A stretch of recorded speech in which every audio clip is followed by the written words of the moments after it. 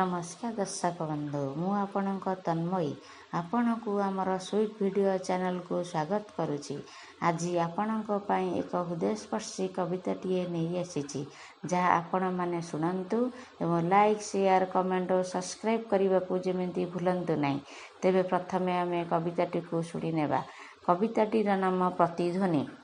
श्रावणर वर्षा रातिर निर्जनता चारिआडे चुपचाप आउ सुनसान बेंग बेंगुलीर कें कटर डाक मो मन को आहुर दुर्बल करे।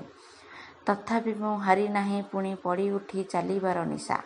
बेले बेले तुम स्मृति सबु दुर्बलता मनरे भरी दिए तुम आड़कू टाणी निए तुमर सेई मधुझरा कथा आउ गेल आपणार करिबार चातुरता।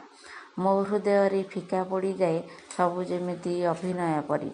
लुह जेबे दुई नयनरू झरी गाल पाख दे ओठकू छुए बेश सेतिकी बेले मो मनरे प्रश्न उंकी मारे कहीं मु एते धैर्यहरा हुए। तू जे दुर्बल नुहे जेमिति किए बारंबार कुहे। हठात मु वास्तवता को फेरी आसे कहीं किए तो नाय बोध हुए हृदय मो सांत्वना दे।